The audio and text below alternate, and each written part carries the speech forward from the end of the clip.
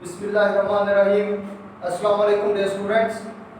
तमाम first year के students को मैं वेलकम करता हूं अपने यूट्यूब चैनल पे। उम्मीद करता हूं आप सब स्टूडेंट्स खैर-ओ-आफियत से होंगे। अल्लाह ताला हम सबको अपने हिफ्ज़-ओ-अमान में रखे। हम लोग बायोलॉजी फर्स्ट ईयर के अंदर स्टार्ट करने जा रहे हैं चैप्टर नंबर 2 को, that is related to biochemistry. Biochemistry, अब इसके अंदर जैसा कि इसके नाम से ज़ाहिर हो रहा है कि लाइफ या लिविंग ऑर्गेनिजम्स के अंदर यूज होने वाली केमिस्ट्री को हम लोगों ने पढ़ना है। अब आप लोगों की बुक में जो इसको डिफाइन किया गया है वो दो वर्ड्स में इसको डिफाइन किया गया है। दो बेसिक कंपोनेंट्स है इसकी डेफिनेशन के अंदर। हम उनको स्प्लिट करके अलग अलग से देखेंगे कि बायोकेमिस्ट्री के अंदर आप लोगों के कोर्स के अंदर हम लोगों ने बेसिकली स्टडी क्या करना है। तो बायोकेमिस्ट्री के अंदर अगर हम लोग देखें तो chemical components and chemical processes of living organisms. अब लिविंग ऑर्गेनिजम्स के अंदर होने वाले केमिकल प्रोसेसेस और उनके अंदर होने वाले जो उनके अंदर केमिकल कंपोनेंट्स हैं उनको डिस्कस करना है। अब केमिकल कंपोनेंट्स क्या? कंपोनेंट्स मतलब कोई जिससे मिलकर कोई चीज़ बनी हुई है। तो लिविंग ऑर्गेनिजम्स की अगर बॉडी को डिस्कस किया जाए तो हमारी बॉडी सबसे पहले एटम से मिलकर बनी हुई है।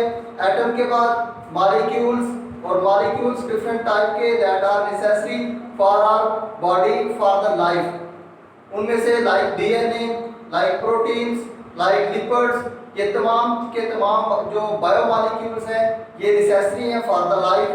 तो बायोकेमिस्ट्री के अंदर एक चीज जो हमने स्टडी करनी है वो है कंपोनेंट्स ऑफ लिविंग ऑर्गेनिजम्स। और कंपोनेंट्स भी कौन से? Chemical components. जो दूसरी चीज हम लोगों ने डिस्कस करनी है बायोकेमिस्ट्री के अंदर वो है केमिकल प्रोसेसेस। अब इन केमिकल प्रोसेसेस के अंदर जो चीज हम लोगों ने डिस्कस करनी है वो है chemical processes related to like अगर ह्यूमन बीइंग या किसी भी लिविंग ऑर्गेनिज्म की बात की जाए तो हम बात करेंगे अगर मसल कंट्रैक्शन की। मसल कंट्रैक्शन उसके अंदर एटीपी कैसे इन्वॉल्व है और कैसे जो मसल्स हैं वो कंट्रैक्ट या रिलैक्स कर रहे हैं। उसके बाद अगर बात की जाए रेस्पिरेशन की, रेस्पिरेशन, अब रेस्पिरेशन हम लोग कहते हैं कि द ब्रेकडाउन ऑफ फूड या breakdown of carbon and hydrogen bonds which are present in the food to provide energy to the cell in the form of ATP, जिसको सेलुलर रेस्पिरेशन का name देते हैं। एक है ऑर्गेनिज्मिक रेस्पिरेशन जिसमें just exchange of gases. तो अगर cellular respiration की बात करें उसमें ग्लूकोज का टूटना और एनर्जी सेल के अंदर energy formation, ATP formation, glycolysis, Krebs cycle, electron transport chain और ये सारे के सारे जितने भी केमिकल प्रोसेसेस हैं और इनमें जो इंटरमीडिएट्स आते हैं वो तमाम के तमाम बायोकेमिकल या बायोमॉलिक्यूल्स हैं। उनको स्टडी करने के लिए भी बायोकेमिस्ट्री हम लोग यूज करेंगे। उसके बाद अगर बात की जाए फोटोसिंथेसिस की, photosynthesis in case of plants, तो उसके अंदर भी लाइट रिएक्शन या डार्क रिएक्शन उसके अंदर भी बायोकेमिस्ट्री इन्वॉल्व है। अगर बात की जाए डाइजेशन की इनसाइड लिविंग ऑर्गेनिजम्स, डाइजेशन उसमें भी बायोकेमिस्ट्री इन्वॉल्व है कि प्रोटीन से प्रोटीन टूटकर अमाइनो एसिड दे रही है, लिपिड के टूटने के बाद फैटी एसिड प्लस ग्लिसरॉल के मॉलिक्यूल्स, कार्बोहाइड्रेट्स अगर पॉलीसेकेराइड हैं तो उसके टूटने के बाद ग्लूकोज या फ्रक्टोज के मोनोमर्स। डाइजेशन और डाइजेशन के अंदर रिलीज होने वाले एंजाइम्स और डाइजेशन के अंदर जो डिफरेंट ऑर्गन्स की हम लोग फंक्शनिंग की बात करते हैं वो भी बायोकेमिस्ट्री के अंदर ही हम लोग डिस्कस करेंगे। तो biochemistry is basically the branch of science in which we deal with the study of chemical components and chemical processes inside the body of living organisms। अब अगर बात की जाए इम्पोर्टेंस की कि क्या इम्पोर्टेंस है बायोकेमिस्ट्री की लाइफ में या लिविंग ऑर्गेनिजम्स के अंदर, all structures in our body are made up of chemical compounds. जितने भी स्ट्रक्चर्स हैं हमारी बॉडी में वो केमिकल कंपाउंड से मिलकर बने हुए हैं, आइदर ऑर्गेनिक या इनऑर्गेनिक। ऑर्गेनिक के केस में अगर बात की जाए तो अगर हम लोगों ने प्रीवियस में भी देखा डीएनए, आरएनए की बात की तो DNA and RNA are the hereditary materials, इनके अंदर लाइफ के लिए जितनी भी इंफॉर्मेशन है वो कोडेड है। तो इनडायरेक्टली लाइफ के जितने भी कंपोनेंट्स हैं, आइदर ऑर्गेनिक या inorganic, those chemical components come under the heading of biochemistry. उसके बाद आर फंक्शंस इन्वॉल्व बायोकेमिकल्स, जितने भी फंक्शंस हैं, जो फंक्शन हम लोगों ने डिस्कस किए हैं, muscle contraction, respiration, photosynthesis, digestion, इनके अलावा भी अगर हम लोग फंक्शंस को डिस्कस करना चाहें, फिजियोलॉजी के अंदर हार्ट बीट की बात करें, उसके अंदर कार्डियक मसल्स का रोल और वहाँ पे जो एक्शन पोटेंशियल जनरेट हो रहा है उसके अंदर भी हम लोग बायोकेमिस्ट्री को इन्वॉल्व करते हैं। तो इनडायरेक्टली हम बात ये करना चाह रहे हैं कि लिविंग ऑर्गेनिजम्स के अंदर या स्ट्रक्चर या फंक्शन दोनों को देखा जाए, they are basically chemical in nature. तो उन केमिकल्स को, उन केमिकल की नेचर को या उन फिजियोलॉजिकल प्रोसेसेस को समझने के लिए हमें ज़रूरत पड़ेगी बायोकेमिस्ट्री की। अब बायोकेमिस्ट्री को डिस्कस करने से पहले हम लोग देखेंगे कि लिविंग ऑर्गेनिजम्स के अंदर कितनी तरह के जो मॉलिक्यूल्स हैं वो मौजूद हैं। अब लिविंग ऑर्गेनिजम्स के अंदर ऑर्गेनिक और इनऑर्गेनिक जो केमिकल मॉलिक्यूल्स हैं वो मौजूद हैं। अगर हम लोग बात करें लिविंग ऑर्गेनिजम्स के अंदर ऑर्गेनिक कंपाउंड की, organic compounds are those that have carbon, hydrogen and oxygen present at the same time. Example quote करें, एग्जांपल अगर सिंपल एग्जांपल यहाँ पे लेना चाहें तो हम लोग यहाँ पे मेंशन कर देते हैं किसी भी कार्बोहाइड्रेट को, लाइक ग्लूकोज C6H12O6, जिसके अंदर carbon, hydrogen, oxygen eight the same time मौजूद हों। या इसके अलावा अगर बात की जाए प्रोटीन की, लिपिड्स की, डीएनए की, आरएनए की, all those substances, all those are organic compound. वो तमाम के तमाम क्या है? Organic compound. तो एग्जांपल यहाँ पे कोड करते चलते हैं, कार्बोहाइड्रेट्स, लिपिड्स,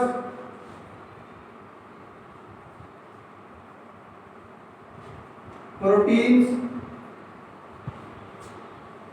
उसके बाद DNA, RNA, all those substances are organic in nature. Organic याद रखना है, तीन चीजें एट द सेम टाइम मौजूद होनी चाहिए, कार्बन, हाइड्रोजन, ऑक्सीजन। इनऑर्गेनिक के केस में अगर कार्बन, हाइड्रोजन एंड ऑक्सीजन बेशक ये तीनों मौजूद हों डिफरेंट कंपाउंड्स के अंदर, लेकिन एक ही कंपाउंड में इन तीनों का एट अ टाइम मौजूद होना जरूरी है। अगर जस्ट कार्बन और ऑक्सीजन हो तब भी हम उसको ऑर्गेनिक नहीं कह सकते, अगर हाइड्रोजन और ऑक्सीजन हो तब भी हम उसको ऑर्गेनिक नहीं कह सकते। अगर एग्जांपल कोड करें इनमें, तो एग्जांपल यहाँ पे अभी जैसे हम लोगों ने कहा carbon and oxygen, CO2 it is an inorganic compound. उसके बाद H2O, different type of salts, minerals inside our body, all those substances are basically inorganic compounds, inorganic in nature। हम लोग डिस्कस करेंगे इसी चैप्टर के अंदर again and again term use करेंगे organic, inorganic. तो बेसिकली जब ऑर्गेनिक की बात कर रहे हैं तो उसके अंदर कार्बन, हाइड्रोजन एंड ऑक्सीजन तीनों atoms eight the same time present हैं, इसलिए उनको नेम दे रहे हैं ऑर्गेनिक कंपाउंड्स। और दूसरे नंबर पे जो चीज हमने इस चैप्टर में डिस्कस करनी है वो है types of reactions that are present inside the body of living organisms. अब उन केमिकल रिएक्शन में सबसे पहली टर्म है मेटाबॉलिज्म। मेटाबॉलिज्म जितनी भी तरह की केमिकल रिएक्शंस एक लिविंग ऑर्गेनिज्म की बॉडी के अंदर प्रोसीड हो रहे हैं उनको कलेक्टिवली एक नेम देते हैं मेटाबॉलिज्म। या indirectly sum total of all the chemical reactions that are taking place or that are occurring inside the body of living organisms are known as metabolism। के हमारी बॉडी में प्रोटीन्स का amino acid में टूटना और amino acid का मिलकर दोबारा प्रोटीन बनाना, लिपिड का फैटी एसिड प्लस ग्लिसरॉल के अंदर टूटना और फैटी एसिड प्लस ग्लिसरॉल का मिलकर दोबारा लिपिड बनाना। हमारी बॉडी के अंदर जो ये ब्रेक डाउन और जो रीफॉर्मेशन है केमिकल कंपाउंड की, इनको कलेक्टिवली एक इनके लिए टर्म यूज करते हैं मेटाबॉलिज्म। अब मेटाबॉलिज्म में भी हम इसको स्प्लिट करते हैं दो पार्ट्स में, एनाबॉलिज्म एंड कैटाबॉलिज्म। दो टाइप की रिएक्शंस हैं, एनाबॉलिक एंड कैटाबॉलिक रिएक्शंस। अब ये एक इंपॉर्टेंट शॉर्ट क्वेश्चन भी है और आपने इसको याद भी रखना है, what are anabolic and what are catabolic. हम लोग अब जब नेक्स्ट कंटिन्यू करेंगे बुक को, उसमें कहेंगे the catabolic pathway, the anabolic pathway.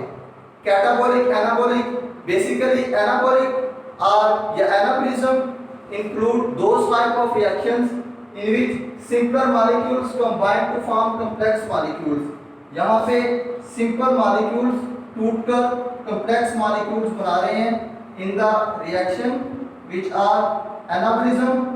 और अगर कैटाबॉलिज्म की बात की जाए तो यहाँ पे लार्ज मॉलिक्यूल्स ब्रेक डाउन के बाद क्या बना रहे हैं, सिंपलर मॉलिक्यूल्स। तो यहाँ से एक बात हमें समझ में आती है कि अगर सिंपलर मॉलिक्यूल्स ने यूनाइट होना है, कंबाइन होना है और कंबाइन होने के बाद बनाना है एक लार्ज मॉलिक्यूल, तो हमें उसको बाइंडिंग के लिए लाजमी तौर पर एनर्जी प्रोवाइड करना पड़ेगी, जिस एनर्जी को वो अपने अंदर बाइंडिंग एनर्जी की फॉर्म में क्या करेगा, स्टोर करेगा। तो दूसरी चीज जो यहाँ पे हम लोग कोट कर सकते हैं कि एनर्जी जो होती है यहाँ पे यूज होती है, या energy is needed in these type of reactions. और अगर कैटाबॉलिक रिएक्शन की बात की जाए, जब एक बड़ा सब्सटेंस बना दो छोटे मॉलिक्यूल से, तो बनते वक्त उसने क्या की, एनर्जी यूज की इन the form of binding energy. अब जब वो टूटेगा, टूटकर छोटे मॉलिक्यूल बनाएगा, तो वहां पे जितनी एनर्जी उसने बाइंडिंग एनर्जी की फॉर्म में ली थी, उतनी एनर्जी को क्या करेगा, रिलीज भी करेगा। तो कैटाबॉलिक रिएक्शन के बारे में हम लोग ये बात कहते हैं कि एनर्जी इज रिलीज्ड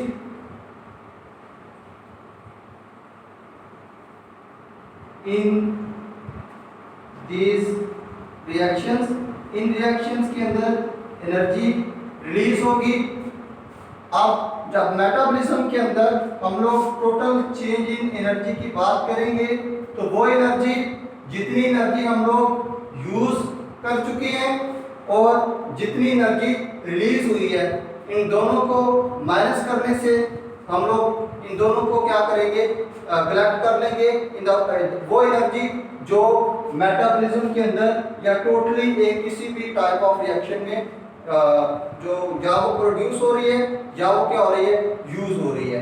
तो मेटाबॉलिक रिएक्शंस बेसिकली इनको सब डिवाइड अगर करें तो कितने रिएक्शंस, दो, कैटाबॉलिक एंड एनाबॉलिक। एनाबॉलिक वो रिएक्शंस जिसके अंदर दो छोटे मॉलिक्यूल्स मिलकर क्या बना रहे हैं, बड़ा मॉलिक्यूल। और कैटाबॉलिक वो रिएक्शन जिसके अंदर एक बड़ा मॉलिक्यूल टूट रहा है छोटे मॉलिक्यूल्स में। लाइक अगर ग्लाइकोलाइसिस को डिस्कस हम लोग करें, चैप्टर नंबर 11 में हम लोग डिस्कस करेंगे ग्लाइकोलाइसिस को, ब्रेकडाउन ऑफ ग्लूकोज। तो glycolysis is an example of catabolic reaction. Glycolysis एक एग्जांपल है कैटाबॉलिक रिएक्शन की,